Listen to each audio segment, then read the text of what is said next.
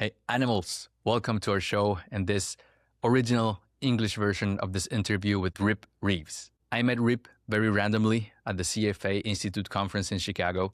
We were probably the only two people living in Baton Rouge at the conference. I sent him an email just for a quick coffee.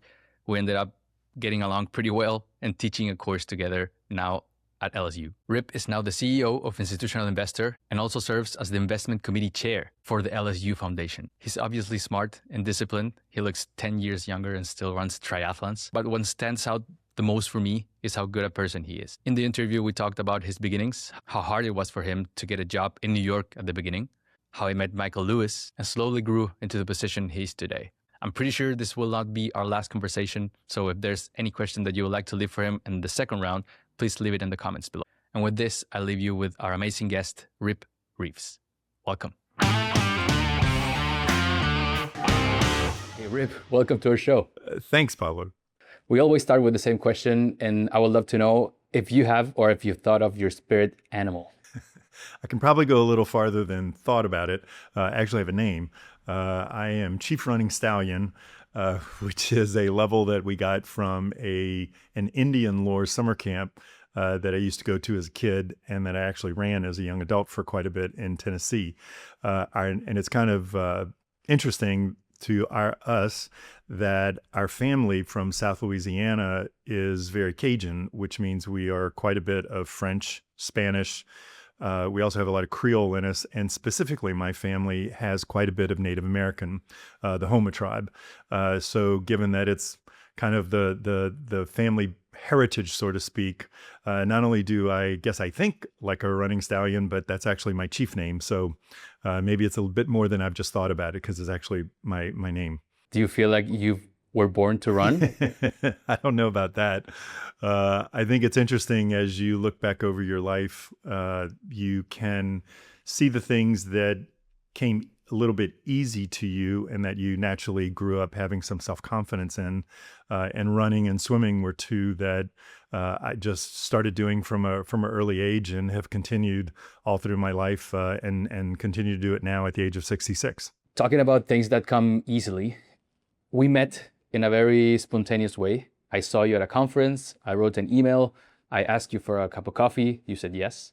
And then 10 minutes into the coffee, you asked me if I wanted to teach a class with you. For me, that was unbelievable because for me, try to make a better living here in Louisiana and be part of the community was just what I needed it. And I just kept thinking like, how did this happen? Or are you always this trusting with people you just met? I would love to know your side of the story because I was very surprised. My side of the story. I would go back to, we were talking about, the spiritual animal. The camp that I went to for probably 10 or 15 years, some of my best friends in the world, we were all in each other's weddings. We're still close to this day. It was a religious Indian lore adventure camp. One of the things I remember about the young folks that were our counselors was how giving that they were. They wanted to give back. And so one of the reasons that we chose to come back to Baton Rouge was so that I could get more involved with LSU. LSU, I'm a first generation to go to college, put myself through undergraduate school and graduate school here, met my wife here, and all of our children came here. So there's quite a lot of heartstrings here. And one of the most rewarding things about teaching, as well as working with LSU's endowment as the investment chair, is at this stage of my life, I can give back to an institution that did so much to set me up for the life that I've had, the career that I've had. And meeting you at the CFA conference in Chicago was just another example of someone that reached out to me and asked for help.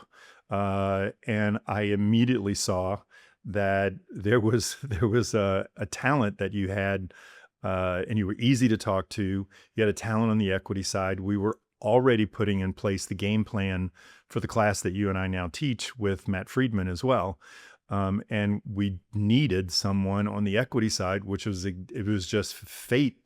One of those things that it was just good fortune that exactly what you had some experience in was exactly what I needed or wanted to kind of round out the three teachers for the class. So, I mean, I kind of look at this and go, not that I'm necessarily a believer that fate is always going to be playing a hand in it, but I think you kind of make your good fortune and you kind of make your own luck.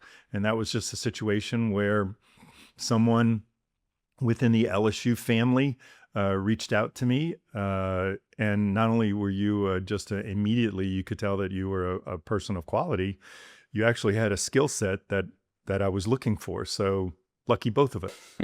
Talk about right place, right time. We talk a lot about taking risks and luck because they're related. Yep. You might be lucky, but you have to be out there to get some luck. For me, that meant going out of Chile, being here now in the US. But for you, at some point, it involved getting out of Louisiana. And Yes. I heard that you grew up in a pretty small town and at some point had to move all across the country towards New York. And for anyone that has been to New York, they know that it's a concrete jungle. It's very hard. How was that decision at that moment? Was it easy to make? Was it hard to adjust a couple of years ago? One of the things that happened is, again, I look back at the people who were involved in my career, and I'm including my educational as part of the career. When I finished my undergraduate degree, I had taken my first investment class my fall semester of my senior year in undergraduate school. And it was the first time, it was one of those aha moments where I've always kind of been pretty good at math. It kind of has come easy to me.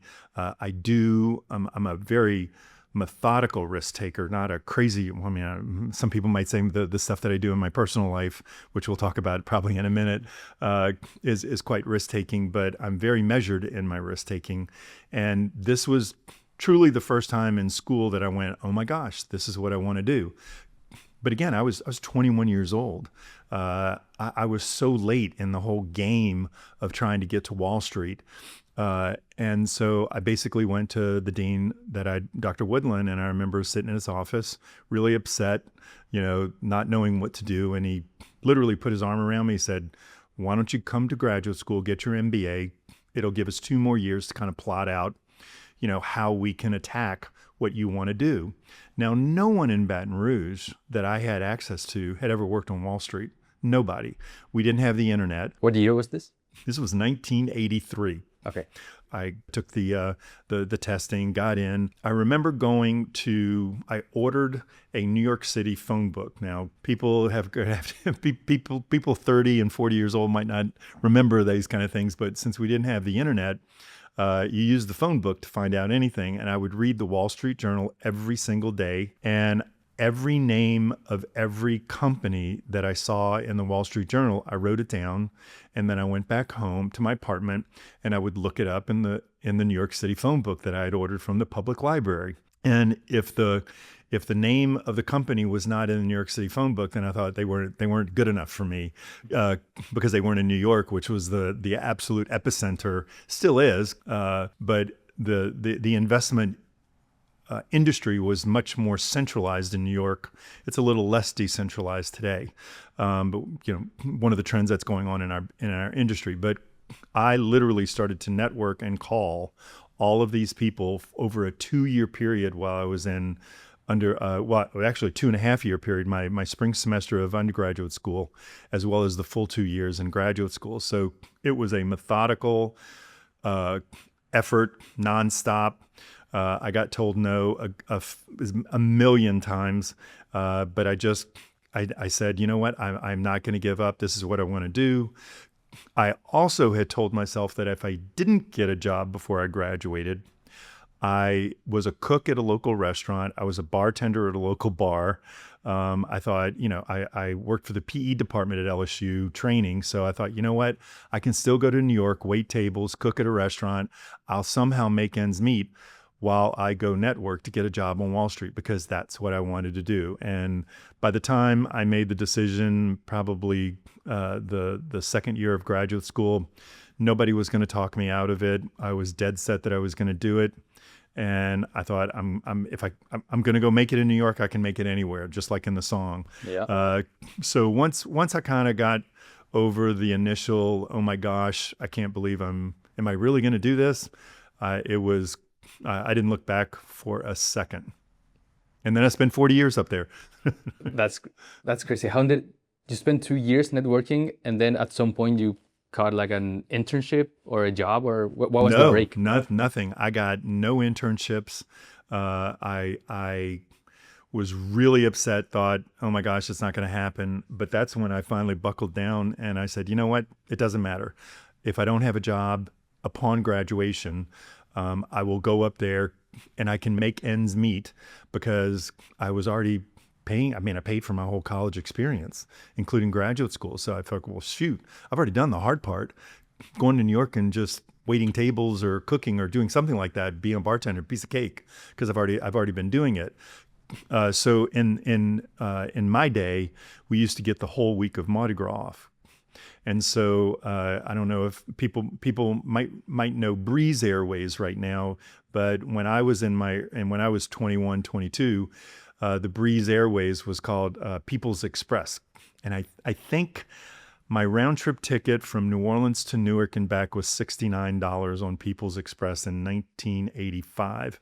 And so in February during Mardi Gras break, I had rented a room at the YMCA on the Upper West Side in Manhattan because it was the only place I could afford. I went up to New York, and because I had been calling these people for 2.5 years, I actually had a lot of contacts, and I probably had a dozen interviews set up with commercial banks, and I probably had another dozen or 15 or so with sales and trading firms, E.F. Hutton, Bear Stearns, Salomon Brothers, Goldman Sachs, those First Boston Corporation. And by the time I got home, I had a rejection letter from every single commercial bank because I was too different. I was too out of the box for them. But every sales and trading firm loved me. They thought, they would ask me questions like, who do you know here? And I go, nobody. How'd you get here? I go, oh, I got a phone book and I call. I mean, I literally told them the truth of exactly how I got in. Where are you staying? Oh, the YMCA. I mean, they were stunned at what I had figured out all by myself and the level of basically balls that I had showed by doing all this on my own. And they go, you're the kind of guy that we want. You're the kind of person we want working here on the trading floor. You're a self-starter, you're independent, you got grit. And so I figured, well, I guess I'm working for a sales and trading firm because they all want me. So I ended up picking Salomon Brothers training program, as depicted in Michael Lewis's Liar's Poker, who was also in my training program, over First Boston and Goldman Sachs. And it was one of the best choices I've made. It was a tremendous learning experience and platform to start my career on. I wouldn't have trade those decisions for anything. Liar's Poker was one of the first books that I read on the finance world.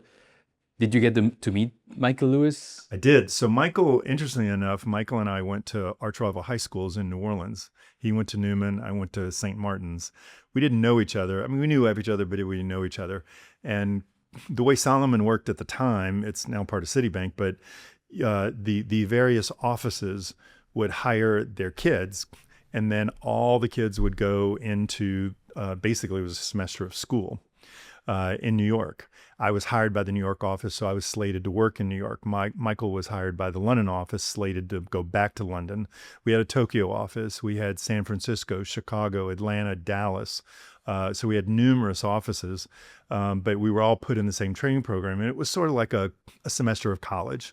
We took the Series 7, Series 63, Series 3, bunch of all the regulatory tests.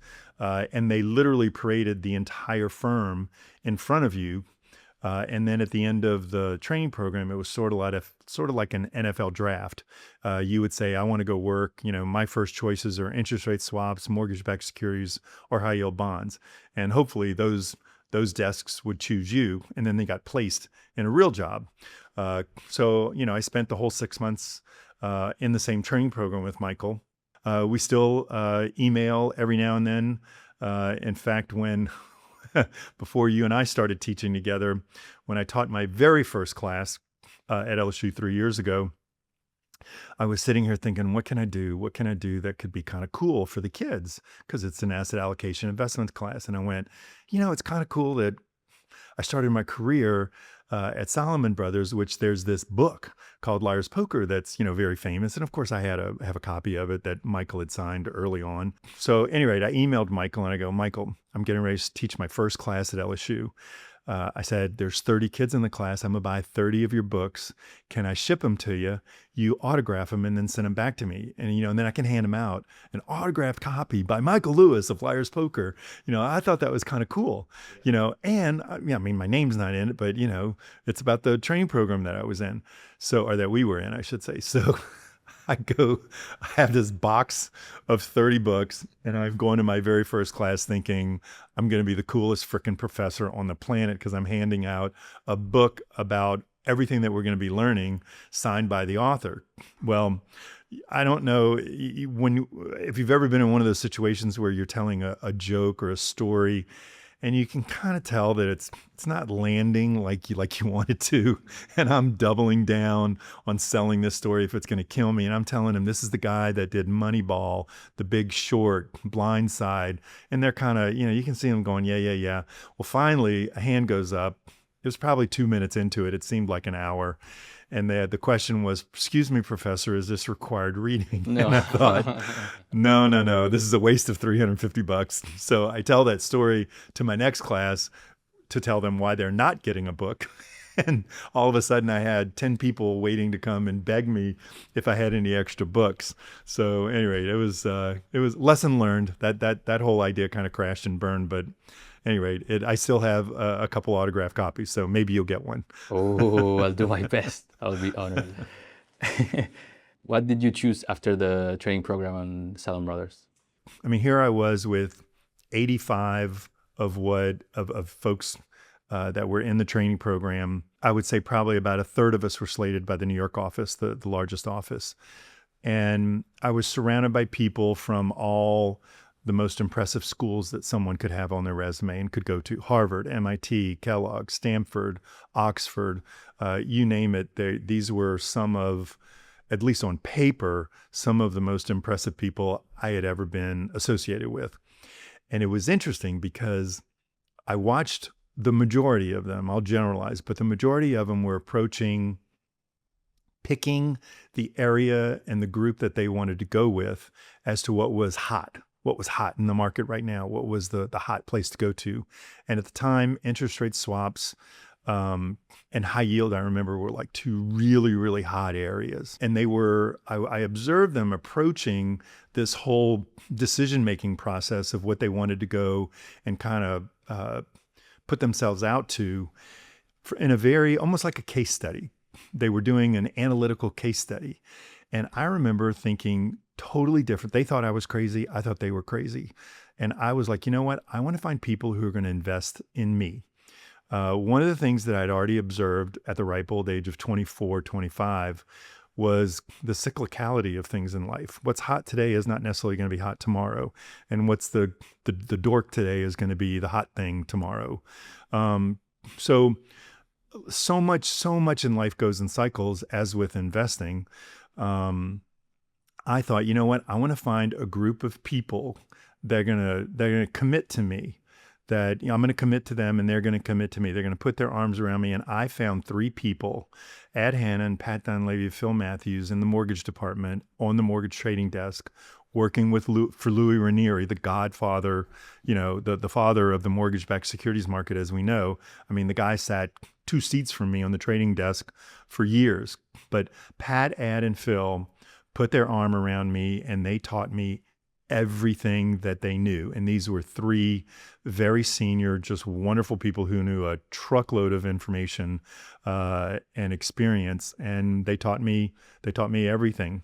How to be a good person, how to be a good trader, how to be a good salesperson, how to be a good father, a good husband. I mean, they were just really, really great role models. And I picked very, very well.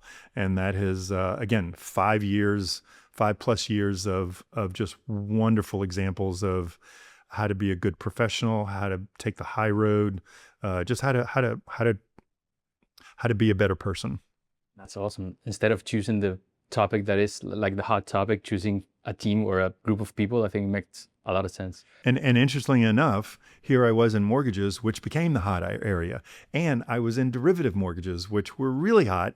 And like within 2 years, boom, became really not so hot. So I wanted to ask. I saw the highs and the lows within my 5 years at Salomon Brothers. I went from being, the CMO residual, IO and PO, stud to being nobody wanted to touch me because, again, a lot of these types of products are at least discussed as in the start, being the beginning of the cracks of the 2008 financial crisis. Obviously, this is in the mid to late 80s, but these are all of those articles, are all those products and strategies that are discussed then. So within a 5-year period, I saw the highs and the lows of being associated with that product suite.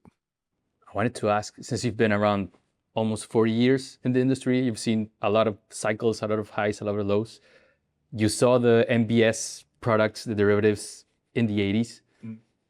What was it like for you upcoming of the 2006, 7, 8, before the crisis? Like, could you, like in the movie, like in Big Short, could you see that something weird was going on? Or was it, at that point, you were also probably in a CIO role already? No, I was actually a portfolio manager at Standish Aaron Wood, which is now part of BNY Mellon Asset Management.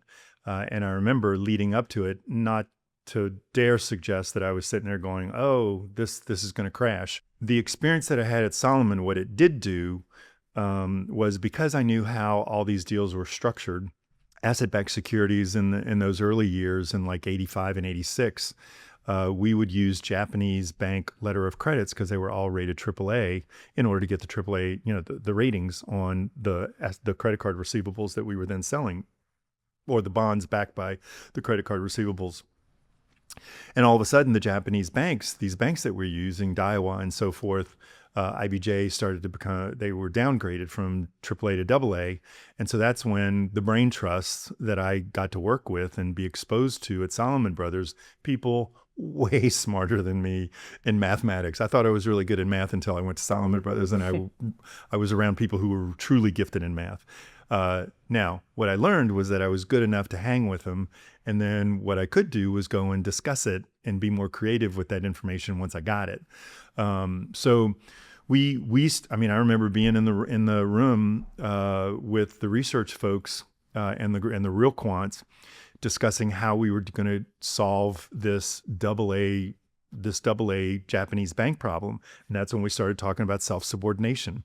When you had, the equity piece and the high yield piece, and then the single A, the AA, the AAA, and knowing how these deals were structured, and knowing how these deals, the good deals were structured.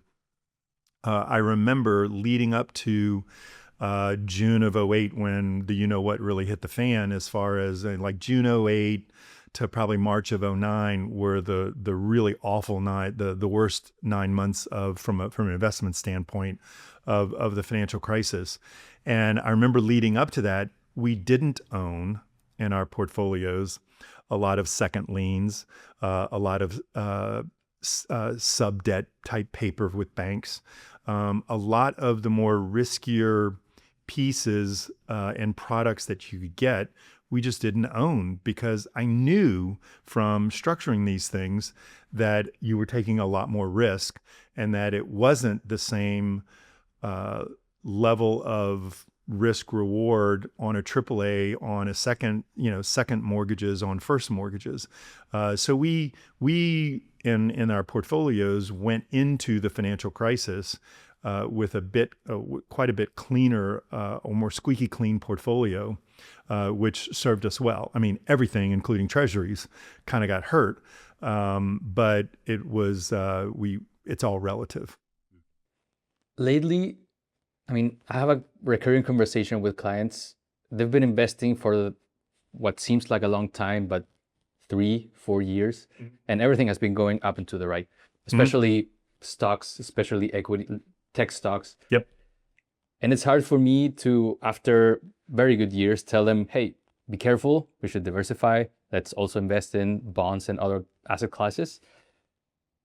How has your experience been after seeing a lot of booms, a lot of busts? How has your risk tolerance changed across time? Were you at the beginning very risk loving and then became a bit risk averse, which is like the typical theoretical change? What has experience taught you about risk? I don't think my risk tolerance has changed. What has changed is in the early days, like I remember at Salomon Brothers, here I was fresh out of the training program. I just got hired by the mortgage-backed securities department. And they said, "Oh, do you want to go work with derivatives?" And I was like, "Sure, what's a derivative?" So I think what has happened over time is that as I have gained some experience and knowledge, it has, I mean, some people might look at it and go, "Oh, you've become a little less risky." I don't necessarily think that. I just think I've become more experienced at how to quantify and what type of risks I want to take, because I can observe what they are. I remember the first time when I got hired by J.P. Morgan Investment Management in 1990. There was a math teacher who was our quant head at J.P. Morgan called Dr. Granito, Michael Granito, and I remember being in his doing some tutorials with him where he was tutoring me, and he was doing some work on what was called multi-factor duration, which at the time, you just always thought of duration as parallel shifts in the yield curve because that's what duration is.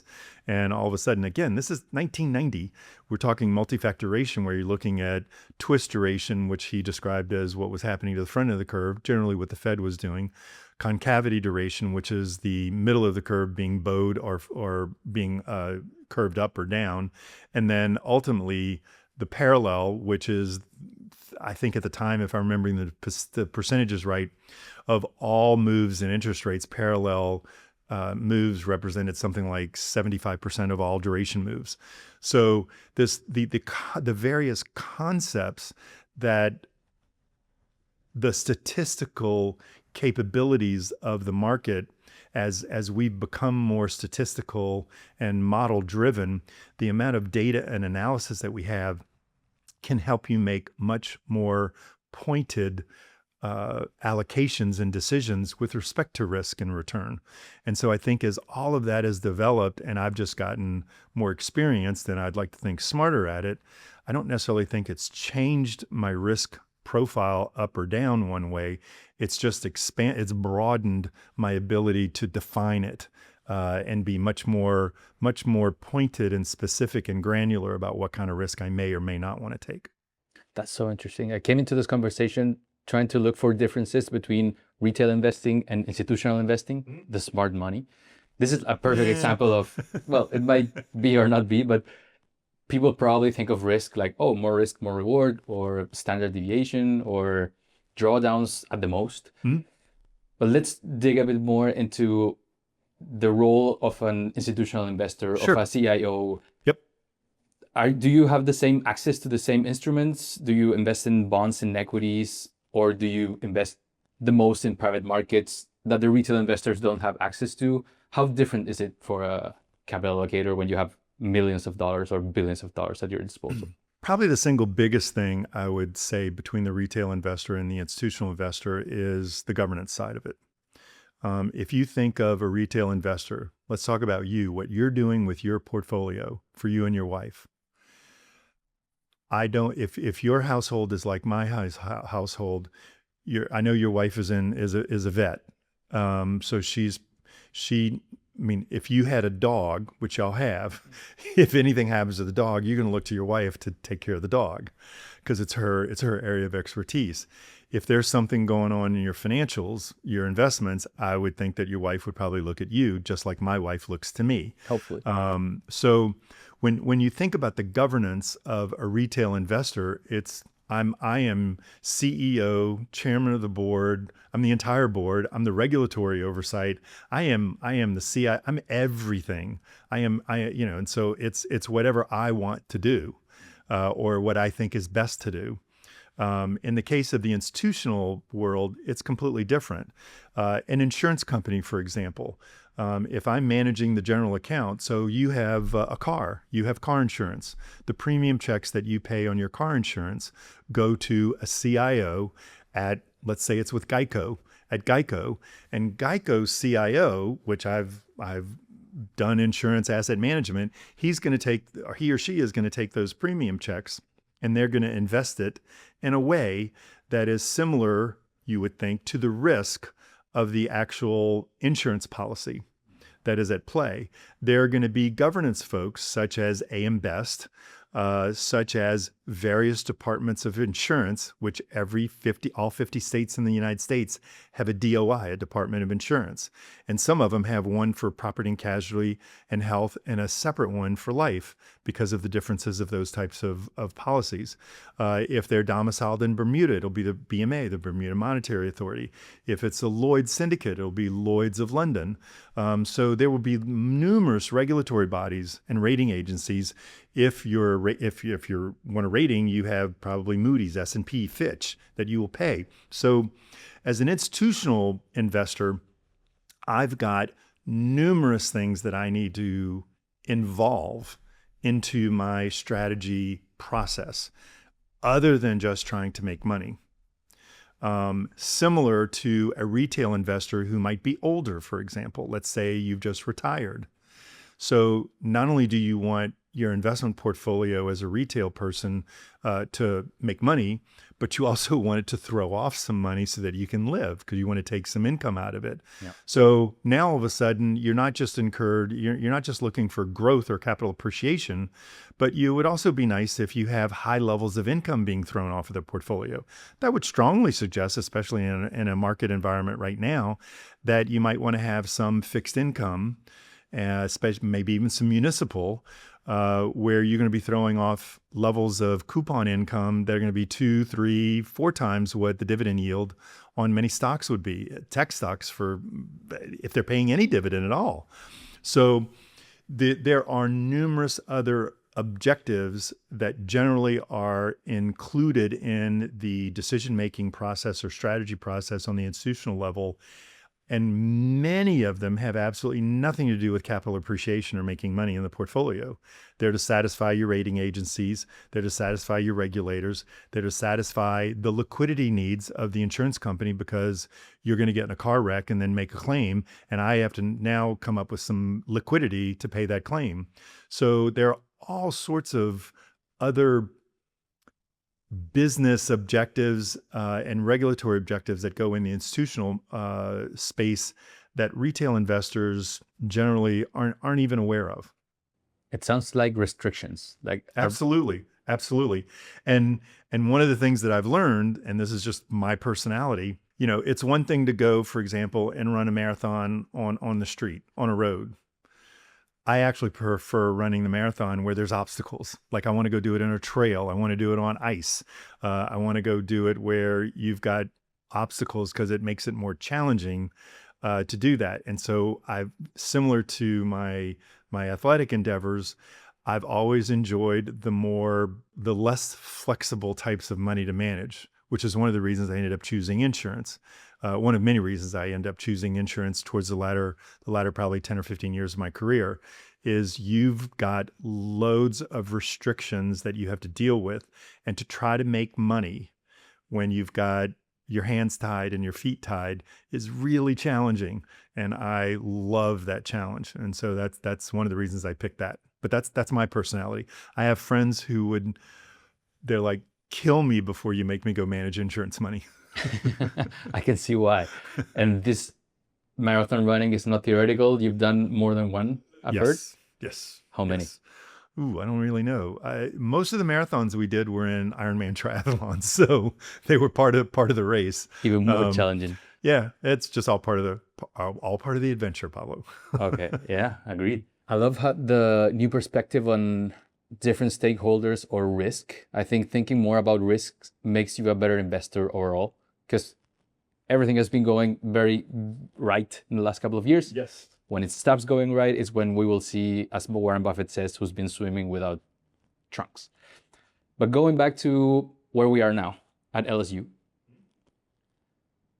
how do you feel about the role about the foundation and your teaching at LSU? Maybe giving back to the students. What have you seen about the students? How different is it when you were at that stage of your life versus now with AI, with communication, with everything? Coming back also to the place where you came from after being in New York for a lot of time.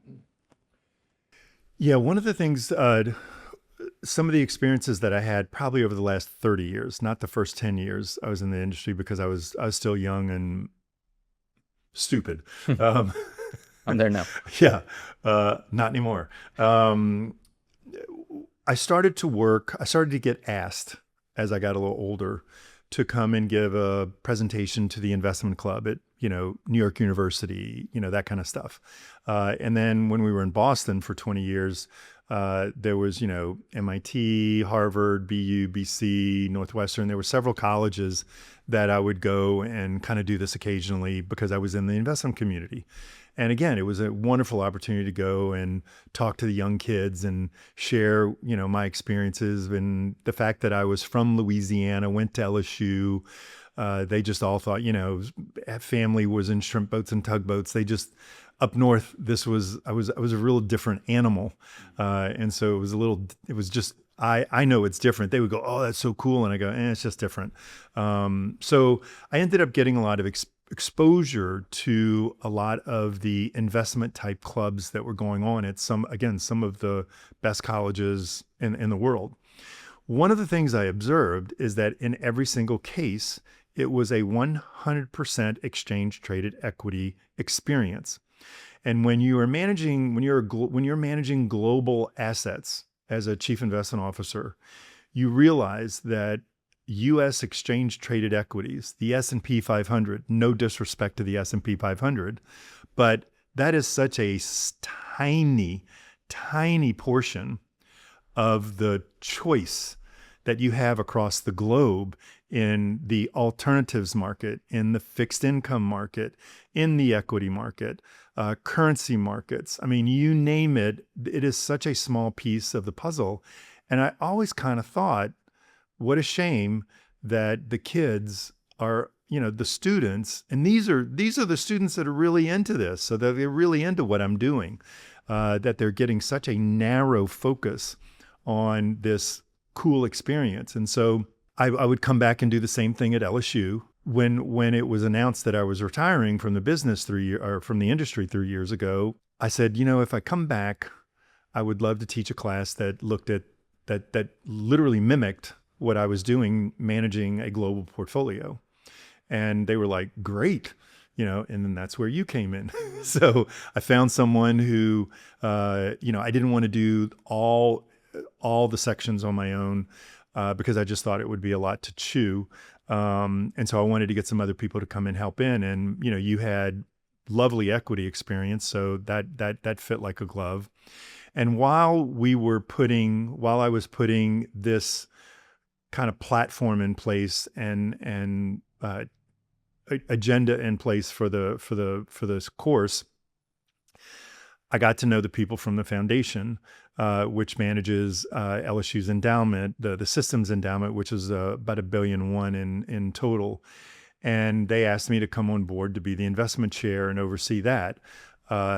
With that appointment, I then went even further, and for the past year, not only is our class managing assets in this experience for exchange-traded equities, publicly traded bonds, as well as the entire alternative market, which is private equity, private credit, private mortgages, hedge funds, infrastructure, massive limited partnerships, all types of quote-unquote non-core type investments.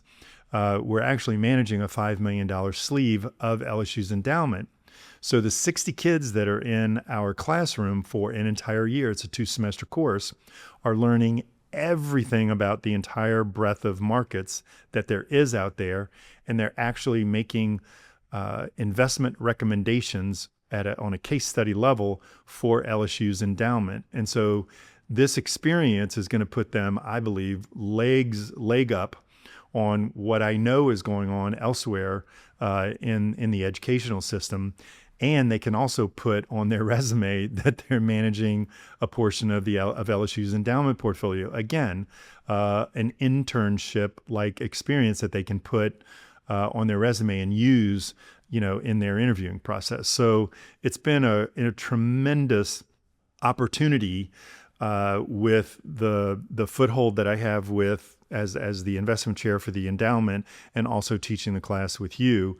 And then adding on to that, my position as CEO at Institutional Investor, I have access to 80 plus events that have 95 of the largest 100 asset managers on the planet, all of the best consulting firms on the planet, probably about 3,000 to 4,000 chief investment officers across pension plans, endowments and foundations, sovereign wealth funds, insurance companies, and so forth.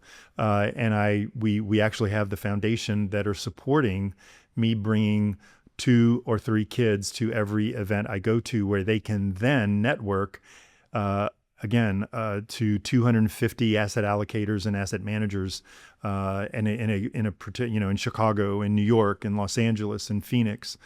So it's been a tremendous opportunity to utilize the institutional investor family, the endowment family, as well as what we're doing within the finance department at LSU. Just again, a wonderful combination and collaboration of opportunities that we can provide for these kids to help them get a leg up in this incredibly competitive environment of finance. Much easier than looking firms up at the yellow page book, right? Yes, yes, yes. Yeah. When I heard about the sleeve of the portfolio that the kids were going to be managing, I thought it was going to be a simulation, not the real portfolio. No, it's real. It's amazing that someone at that age could have that responsibility. And also, I don't know, 5 or 10 classes, we had guests of people that were working in the industry, just came to talk about their experience, answer any questions.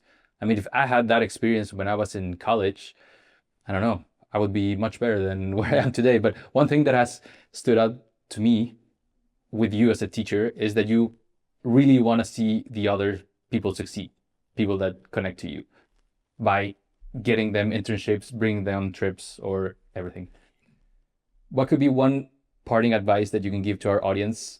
Think about people in Chile that maybe they could take a trip here to the US and schedule interviews and maybe break into Wall Street like you did. Or maybe they can do it someplace else. But is there any advice that comes to mind? I took many from our conversation, but one last advice that comes to mind. I wish I had been a bit more confident and open a little sooner. I think I shared with you that it was really my senior year in undergraduate school that I finally went, you know what? I think this is what I want to do. And then it probably took me about a year to kind of really get my nerve up and to kind of get a little backbone in it. Again, I came from no one in my family, first generation go to college, much less grad school. I have been financially independent pretty much since I was about 17, 18 years old when I graduated. I was not the best student. I had a 3.0 average, kind of in graduate school. So I am nothing special in any way, shape, or form when it comes to school grades. And on my resume, when I went to New York over that Mardi Gras break, I had my jobs that I had on there was camp counselor, chief running stallion, bartender, cook at a restaurant, lifeguard at the LSU pool, fitness trainer at the LSU gym. I mean, these were the jobs that I had. Not exactly the kind of place that, the JP Morgans and the Goldman Sachs and Salomon Brothers of the world, were targeting. So, having some perseverance, having some grit, having some belief in yourself. I mean, if I can do it from Lafitte, Louisiana, and Harahan, Louisiana, and Eunice, which are kind of the places that I spent most of my childhood, which are small places with very few stoplights, if at all, and make it to New York, anybody can do it. It just takes some elbow grease, and some perseverance, and understanding that you're going to get told no a lot. Get used to it. There's a reason they call it work. It's because it's work. I can't find a better way to close this first round, because I still have questions about institutional investor that we didn't even gloss over. But I hope that we have a part 2 before I go back home. Sure. Well, you're not allowed to go back home. Appreciate your time, Rip. Thank you for being with us. Thank you very much.